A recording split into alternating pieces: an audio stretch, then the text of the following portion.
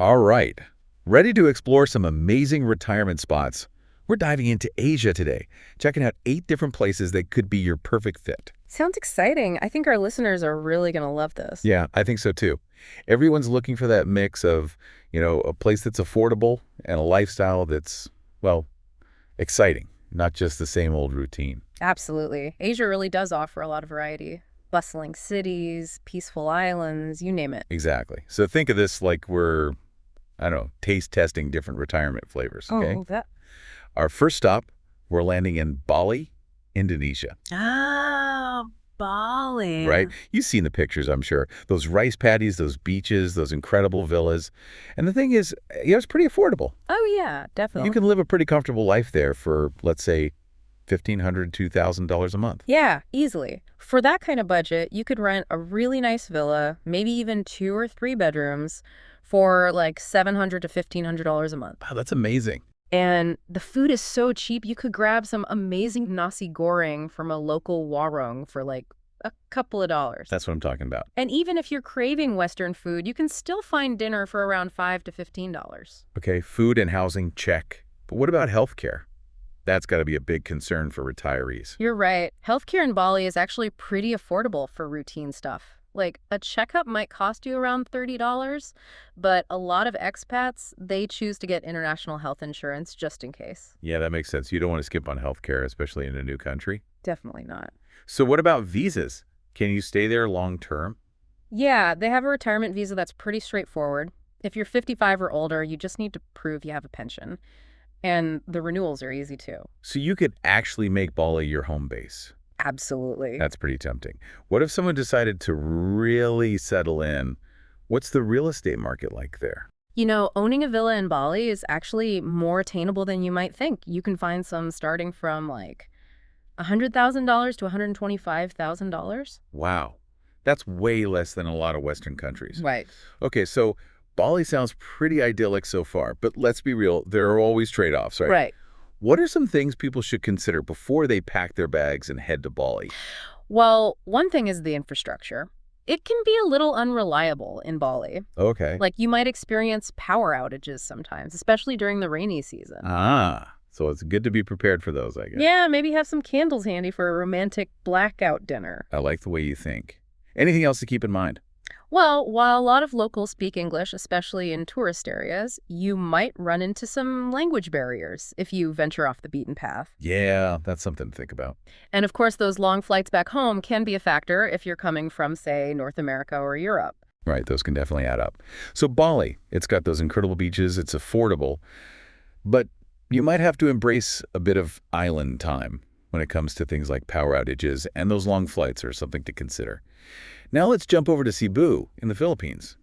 Another gorgeous island, but with a different vibe, I hear. Totally. Cebu is really interesting because it combines that tropical beauty with more modern development. Beautiful beaches and all the amenities you need. And I've heard it's even more affordable than Bali. It can be, yeah. You could probably live very comfortably in Cebu for around $1,000 to $1,500 a month. No way. What could you get for that? Well, you can find a decent one-bedroom apartment in Cebu City for like $500 a month. Wow.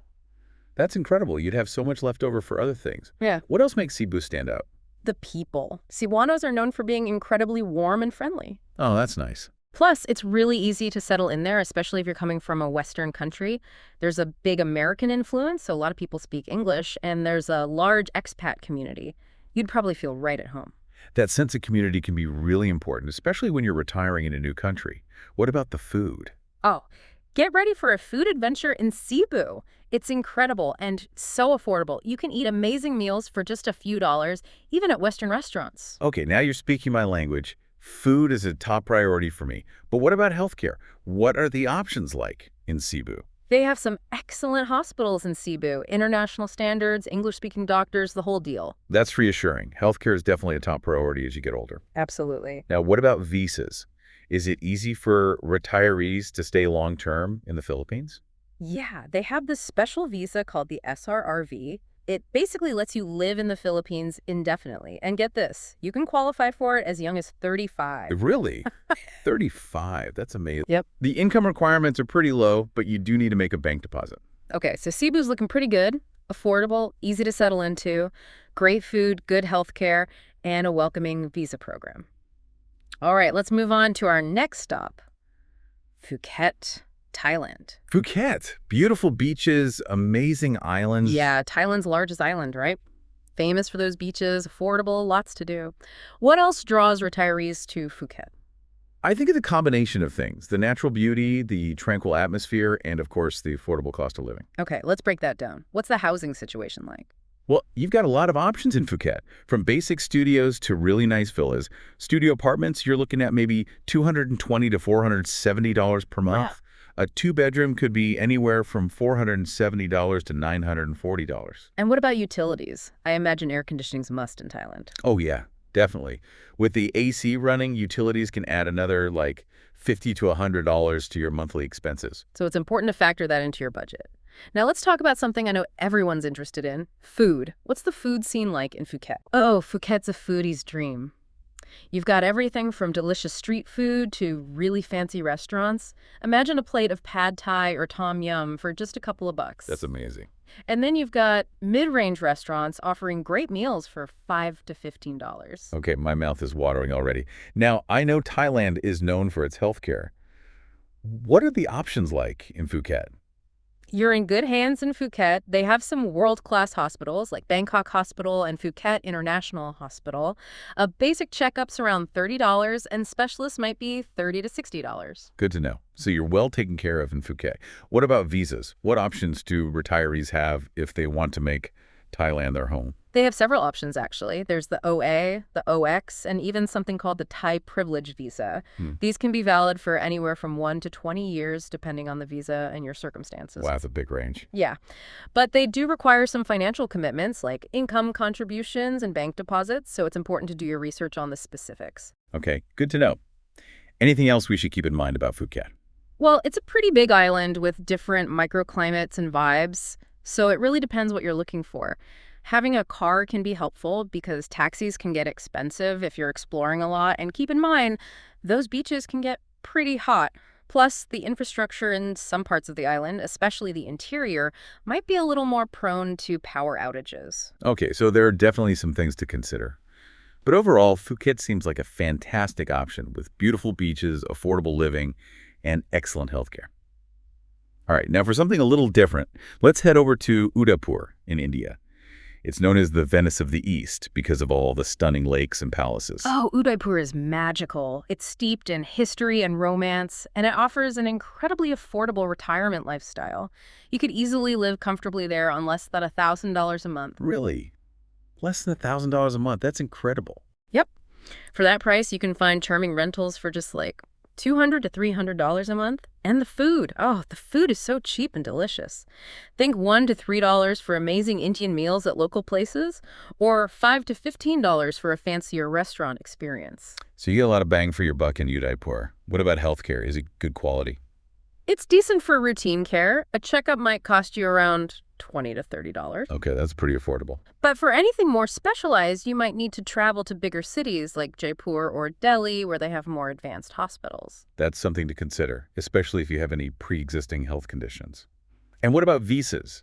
Is it easy for retirees to stay long-term in India? Visas for retirees can be a little trickier in India. A tourist visa will let you stay for up to 180 days, but if you want to stay longer, you'll need to look into other options. There's the OCI visa, but that's mainly for people with Indian heritage. Okay, so the visa situation might require a bit more research. So Udaipur is definitely a budget-friendly option with an incredible cultural experience, but healthcare and visa options are things to look into carefully. Now let's move on to Penang, Malaysia, an island that's a true melting pot of cultures and a haven for food lovers. Oh, Penang. I love Penang. The food there is just out of this world. You've got this amazing mix of Malay, Chinese, and Indian cuisine. And you can find these incredible street food stalls and local restaurants serving up delicious meals for just a few dollars. Like, imagine a big bowl of char kway teow for just $1. That's what I'm talking about. Or a satisfying local meal for $5 to $6. Even Western restaurants are really affordable there, maybe around $15. Okay, now I'm really hungry. What about housing in Penang? Is it as budget-friendly as the food? It's not bad. You can find rentals starting at around $350 to $500 a month. All right, not too shabby. And what about healthcare? Healthcare in Malaysia is generally excellent. And Penang is no different. They have world-class hospitals and specialist centers there. A visit to a specialist might cost you between $15 and $40. That's good to know. It sounds like Malaysia takes healthcare seriously. What about visas? Any specific options for retirees? Oh yeah, they have this really popular program called the Malaysia My Second Home Visa. I've heard of that. It's specifically for retirees and long-term visitors. They've actually revamped it recently with different tiers: silver, gold, and platinum. Each tier has different requirements and benefits. Interesting. So what's the biggest change? They've actually gotten rid of the monthly income requirement. Wait, seriously? You don't need to prove a certain income to retire in Malaysia anymore. Nope. But depending on the visa tier you go for, you might need to show a bank deposit or proof of property purchase. Okay, so there's still some financial considerations, but that's a game changer. It makes retiring in Malaysia a lot more accessible for people. All right, so Penang is a winner for foodies, affordable living, good health care, and a pretty awesome visa program. Now let's move on to a country that often gets a reputation for being expensive, Japan. But I hear Osaka is a bit more budget-friendly than Tokyo. You're right, Tokyo can be pretty pricey. But Osaka offers a more affordable experience, and it's just as vibrant and exciting. You could probably live comfortably in Osaka for around $2,000 to $2,500 a month. Okay, so it's still a bit more expensive than some of the other places we've talked about, but what could you get for that budget in Osaka? Well, one-bedroom apartments in downtown Osaka start at around $650 a month, and then you'd have utilities on top of that, which would be another $100 to $110 or so. Okay, so it's definitely manageable, especially if you're used to higher living costs. Right. What else makes Osaka a good option for retirees? Oh, the food scene in Osaka is incredible. It's actually known as the nation's kitchen. You've got Michelin-starred restaurants, street food stalls, everything you could imagine. I'm sold on food already. You could try okonomiyaki, which is like a savory Japanese pancake, for just $5 to $10. Oh, I've had that before. It's so good. What about healthcare in Osaka? Japan has a world-renowned healthcare system, and Osaka is no different. They have excellent hospitals and clinics with highly skilled doctors, and while there might be some language barriers sometimes, you can definitely find English-speaking doctors. That's good to know. What about visas? What options are there for retirees who want to live in Japan?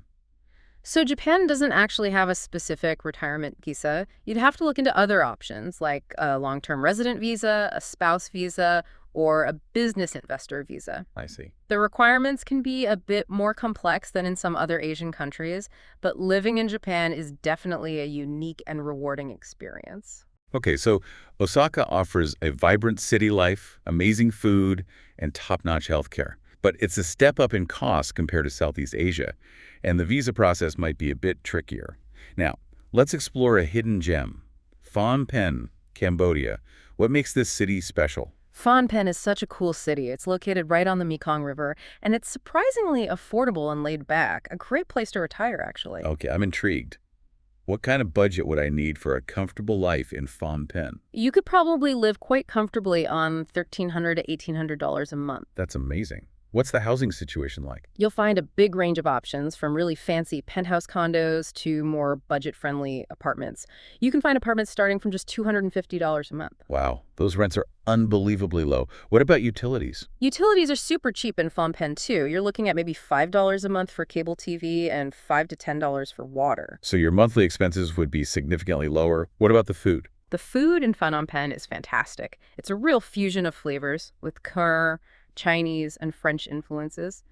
Street food is incredibly affordable, like $1 to $3, and you can have a nice meal at a local restaurant for $10 to $20. That sounds like a great deal. Okay, what about visas? Is it easy to retire in Cambodia? Super easy. You get a visa on arrival, and then you just renew it annually for a small fee.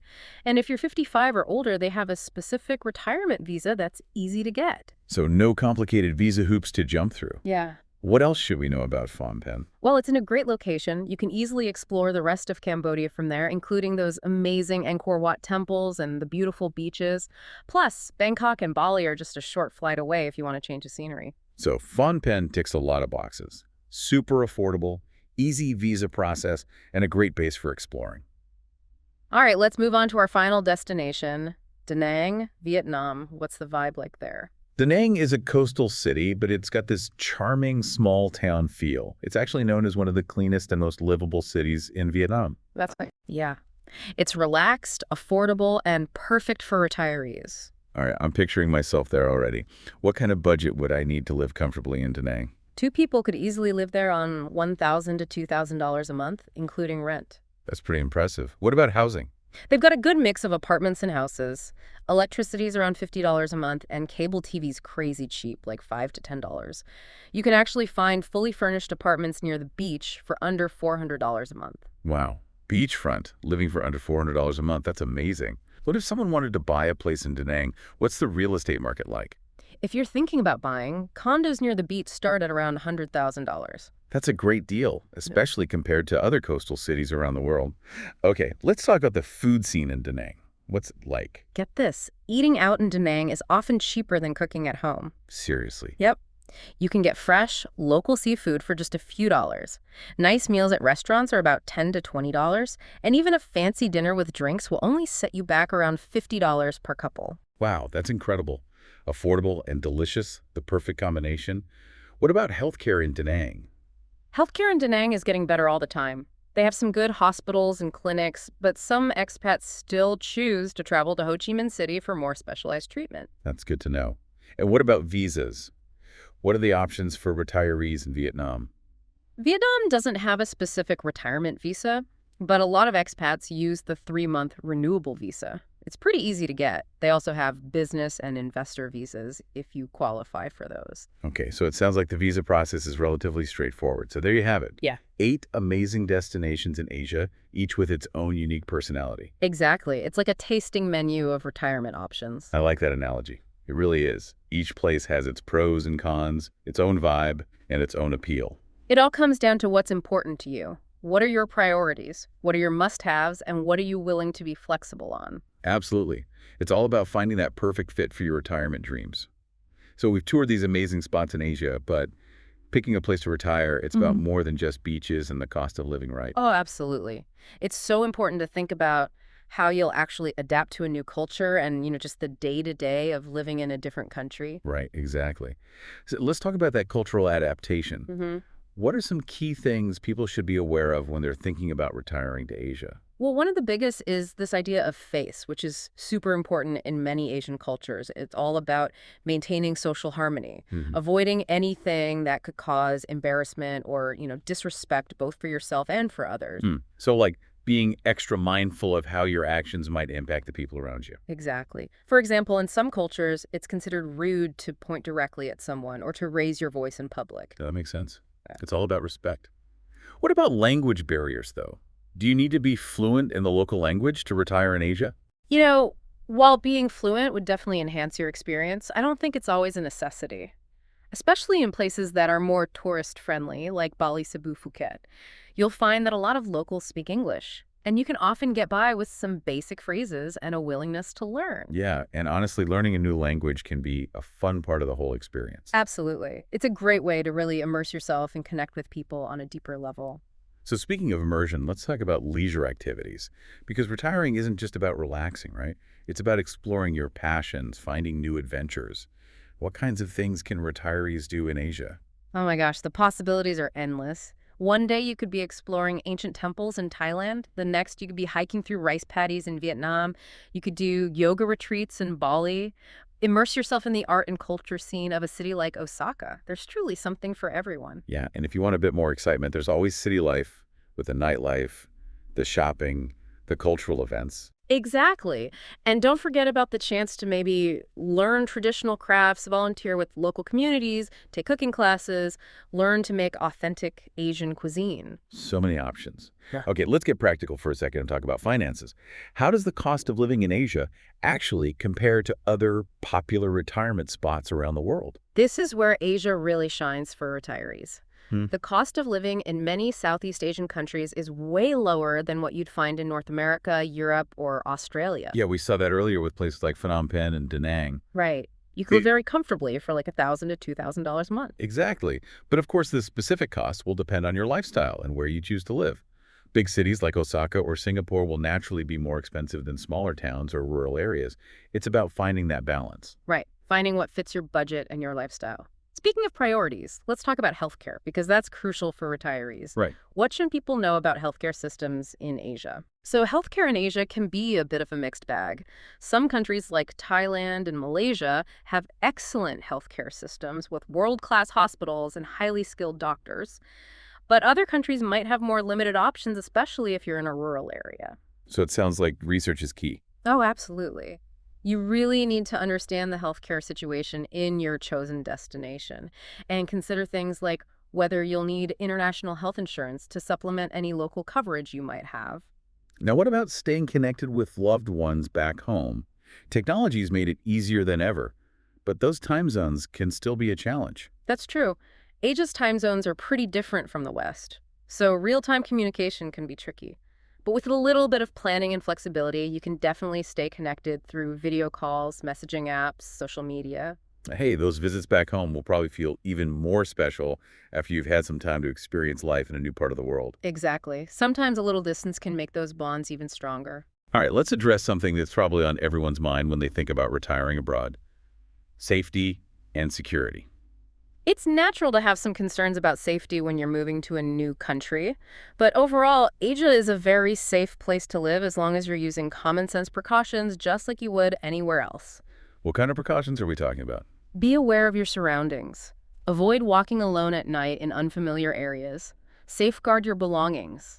Connect with other expats and locals who can give you some insider tips on specific areas or situations to be mindful of. That's great advice. Are there any other resources you'd recommend for staying safe? Online forums and expat communities can be super helpful. They can give you firsthand info about safety concerns, local scams, to watch out for general advice on just navigating daily life in your new home. That makes sense. And I imagine registering with your embassy or consulate when you arrive is a good idea too, just in case. Oh, absolutely. Always a good idea to let them know you're there. And while we're talking about safety, remember that Asia has a wide range of climates, so you need to take precautions, especially in tropical regions. Right. Things like staying hydrated, using mosquito repellent, being careful about food and water safety. And travel insurance is a must. It gives you that peace of mind in case of any unexpected medical emergencies or travel disruptions. Okay, so we've covered safety health. Mm. Now let's talk about the social side of things, because building a new social circle can be one of the most rewarding parts of retiring abroad. I agree. And one of the great things about retiring to Asia is that you often have this built-in community of expats from all over the world. It's like instant friendships, right? Yeah. You've got that shared experience of adapting to a new culture. But what about connecting with locals? That's important too. Engaging with the local community is key to truly immersing yourself.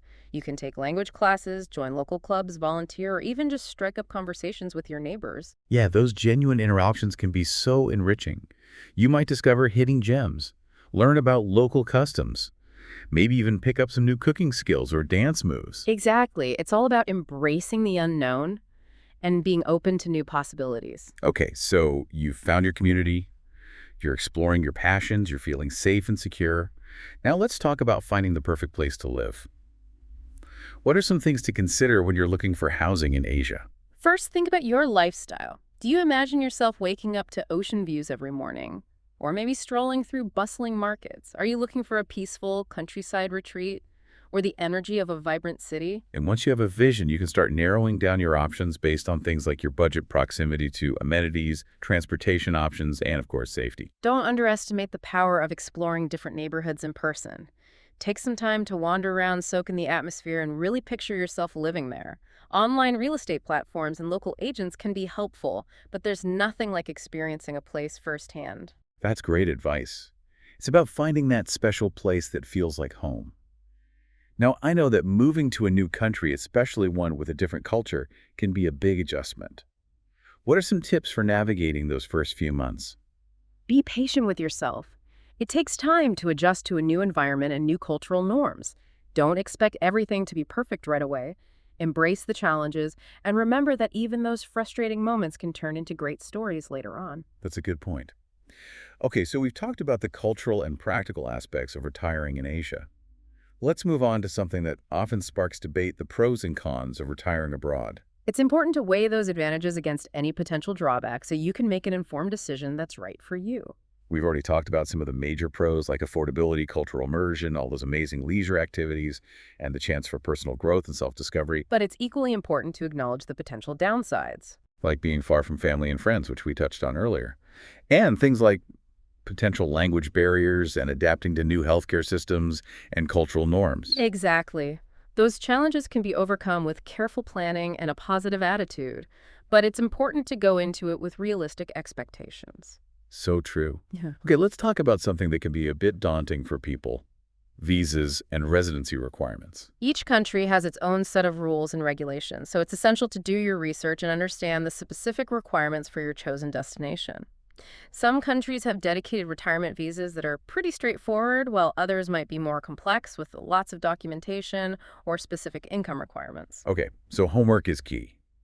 Where's the best place to find reliable information about visa requirements? The official website of the embassy or consulate of the country you're interested in is a great place to start. You can also talk to immigration lawyers or experts who specialize in international retirement. And remember, visa requirements can change, so stay updated.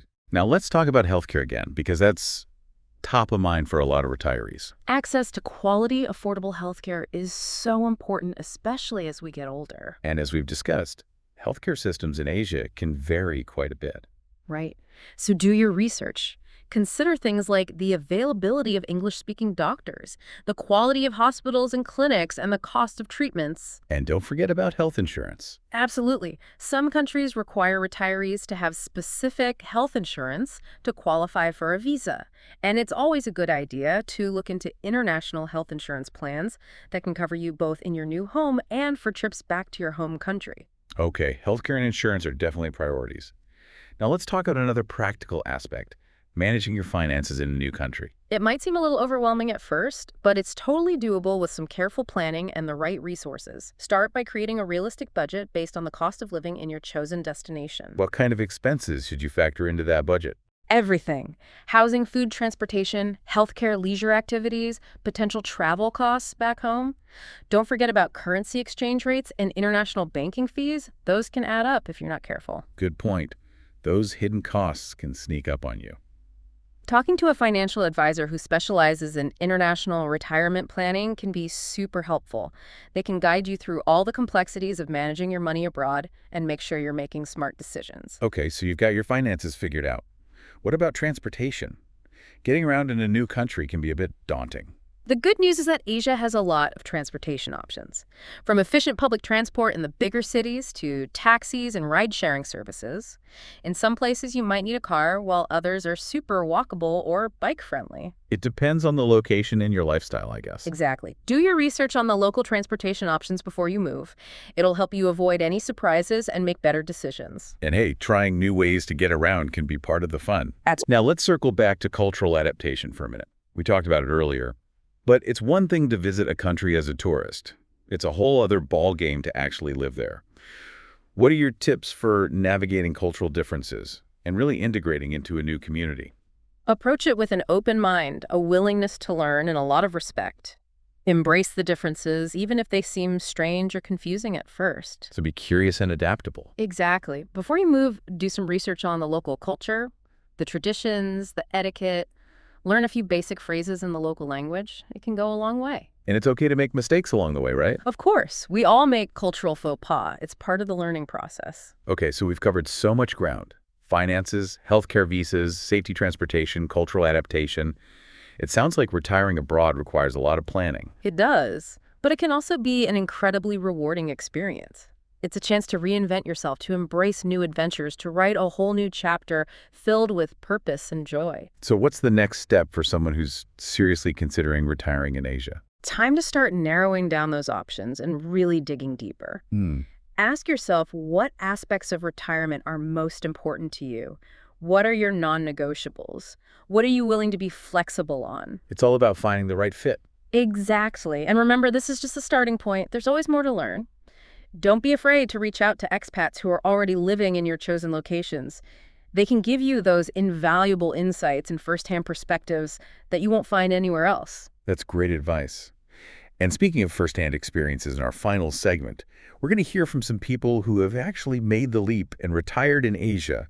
They'll share their stories, their tips, their challenges, Their most memorable moments. So we've talked about, the practical side of things that challenges the amazing things about retiring in Asia. Yeah, visas, finances, finding a place to live, all that. But sometimes hearing from people who've actually done it, those stories can really bring it to life, right? Absolutely. So for this last part, we're going to share some insights from real people who retired in Asia, get a glimpse into their lives, their experiences. Sounds good. Okay, first up, we've got Sarah. She retired to Chiang Mai, Thailand, about 5 years ago. Chiang Mai, lovely place. It is. Sarah was drawn to that kind of laid-back atmosphere, the culture, the affordability. Yeah, makes sense. She says one of the best things is that sense of community among expats. She found friends quickly through all sorts of groups and activities, like yoga, cooking classes, even language exchanges. That's great. It's so important to find your people, your community. Absolutely. And she stresses how important it is to embrace the local culture. Try new foods, learn some Thai phrases, get involved in local festivals. I love that. Yeah, me too. Now, Sarah admits there were some challenges, especially at first, like getting used to the heat and humidity took a while, and there were some, frustrating times with language barriers. I can imagine. But she says those experiences helped her grow, adapt. Makes you more resilient, right? Exactly. Now, she says she can't imagine living anywhere else. She loves exploring those ancient temples, trying all the street food, and just enjoying that slower pace of life. Sounds like she's living the dream. She really is. Okay, next up we have John. He retired to Penang, Malaysia, for the food and that multicultural vibe. Oh, Penang.